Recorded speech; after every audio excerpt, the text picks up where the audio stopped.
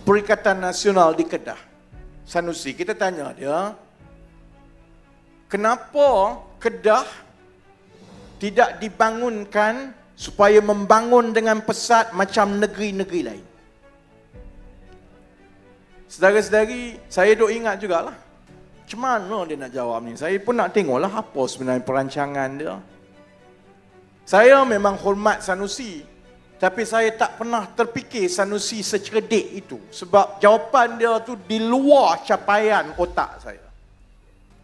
Orang tanya dia, kenapa Kedah, apa perancangan, kenapa Kedah tak boleh jadi lebih maju seperti negeri-negeri lain? Dia jawab apa dah? Saudara-saudari pun tahu, Adam pun ada sebut tadi. Dia jawab, kalau Kedah ada Kuala Lumpur pun kami kaya juga. Saya pun sebenarnya baru terfikir, cerdik gila, bagus Sanusi ni. Sebab saya boleh gunakan idea dia itu untuk mentadbir ekonomi negara sebagai Menteri Ekonomi. Lepas ni tak payahlah. Soal harga barang ke, soal masalah kerja ke, soal hasil negara, saya lepas ini insya-Allah mengambil petua dan akal daripada Sanusi. Saya tak payah fikir dah nak selesai semua ni. InsyaAllah misi kita selepas ini ialah kita akan jemput London dan New York masuk Malaysia supaya Malaysia jadi kaya. Sebab kalau ikut Sanusi, otak dia orang tanya, kamu nak buat apa? Kenapa Kedah tak kaya? Oh, saya akan ambil Kuala Lumpur masuk ke KL, masuk ke Kedah.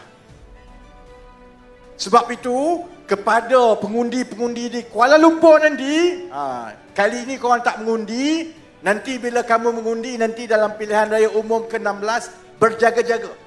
Kalau Perikatan Nasional menang di Kuala Lumpur, kalau Perikatan Nasional menang di Selangor, saya tak tolak kemungkinan selepas ini Kuala Lumpur dan Shah Alam akan menjadi sebahagian daripada Kedah.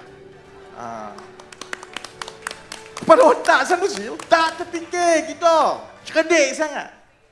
Orang tanya, kenapa negeri Kedah ini beza kemiskinan itu masih lagi berada di tahap antara yang paling teruk di Malaysia, 5 ke bawah negeri. Sanusi jawab apa? Sanusi kata, kami dipaksa menjadi miskin. Pula dah. Dia kata, kami dipaksa menjadi miskin sebab kami kena tanam padi. Tak ada lah orang padi. Okey, saya nak tanya, ni orang Kulim tak ada lah orang tanam padi tak?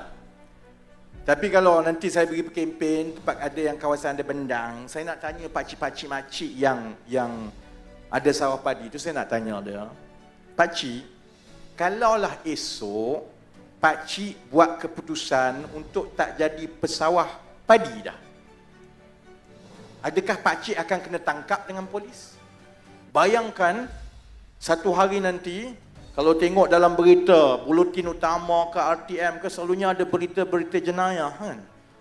Hari ini, polis telah menahan seorang perompak, sekian, dibawa ke mahkamah dan dijatuhkan hukuman penjara 2 tahun kerana merompak. Ikut kepala Sanusi, oleh kerana orang Kedah ini dipaksa jadi miskin, kerana dipaksa jadi pesawah. Maksudnya, kalau tak nak jadi pesawah itu sebab dipaksa kerajaan persekutuan, maka dia tak boleh jadi pesawah tak? Satu hari nanti saya ingat, kalaulah silat-silat hari, berita di buletin utama, hari ini sekian, mahkamah telah menjatuhkan hukuman selama 2 tahun penjara kepada Ismail, seorang bekas adun daripada Kedah, kerana kesalahan dia tidak lagi mahu menanam sawah padi. Masuk penjara dia. Saudara-saudari, Kedah ini asal dia negeri jelapang padi. Saya orang Terengganu. Saya besar dengan bangga melihat jelapang padi di Kedah. Saya besar dengan sejarah terusan Mat Saman, Puan Mat Saman. Siapa kata kalau jadi pesawah itu dia mesti miskin selama-lamanya?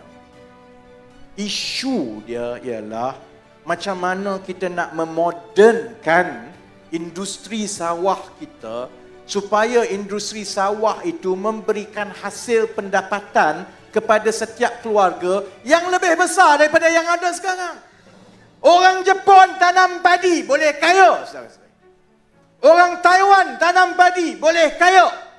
Orang Sekinchan tanam padi, hasil pendapatan tiap-tiap bulan lagi tinggi daripada yang kat Kedah. Jadi Sanusi jangan kalik macam itu orang tanya. Dia boleh pusing, dia kata kita miskin ini sebab kena paksa.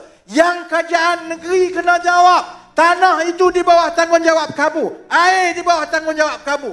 Kenapa kamu tidak ada idea pun untuk memastikan pesawah-pesawah di Kedah ini dimodernkan supaya hasil tuaian mereka itu berganda, supaya setiap tahun daripada tuaian pendapatan dia lebih tinggi. Saya berani bercakap begini kerana saya tahu Kerajaan Persekutuan telah ada rancangan yang besar yang kita yakin akan membantu, akan meningkatkan dan memodernkan industri sawah di Kedah, yang kita yakin akan menambah pendapatan penduduk sehingga 40% tiap-tiap bulan daripada apa yang pesawah padi dapat sekarang. Cuma tunggulah Perdana Menteri lah yang umum. Saya tak boleh lah nak umum. Jadi bila kami jadi Kerajaan Persekutuan, bila saya tengok semua ni, saya dok tengok kalau Sanusi tak kritik gigi saya diam lah. Cari pasal gaduh dengan saya pasal gigi, memang saya ungkit sampai mati lah.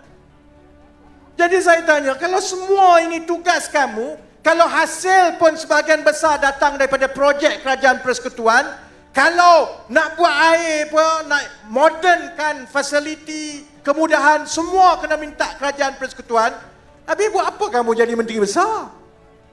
Tak payah jadi Menteri Besar lah. Sebenarnya, kenapa Selangor contohnya ada kemampuan ekonomi yang lebih baik daripada Kedah? Kenapa Negeri Sembilan? Tak payah sebut Pulau Pinang Selangor lah. Kenapa Negeri Sembilan? Kenapa Melaka? Kenapa Johor ada kemampuan ekonomi yang lebih baik? Kerana ada keseimbangan daripada hasil-hasil pendapatan kerajaan negeri.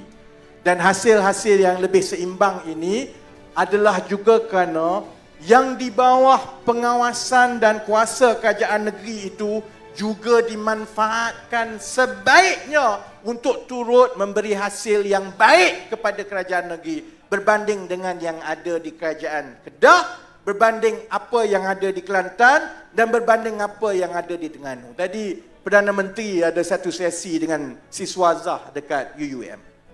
Siswa Zah tu budak Terengganu pergi tanya, "Oh, kenapa kalau untuk kita pilih ni, kenapa adakah kita perlu pilih dan kekalkan Kerajaan Negeri Terengganu? Kerana pertumbuhan ekonomi dia begini, hasil dia begini."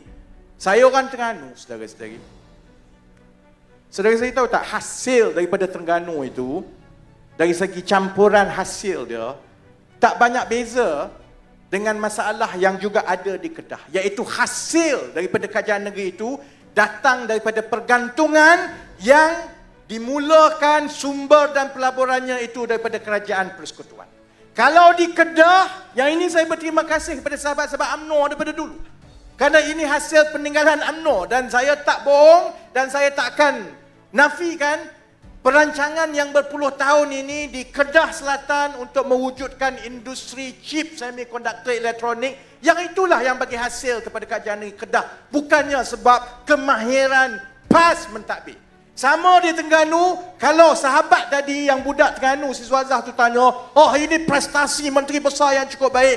Adik, balik belajar, tengok betul-betul dulu. Hasil daripada Terengganu itu datang daripada satu tempat je, Kertih dan Paka, hasil daripada pelaburan Kerajaan Pusat minyak dan gas.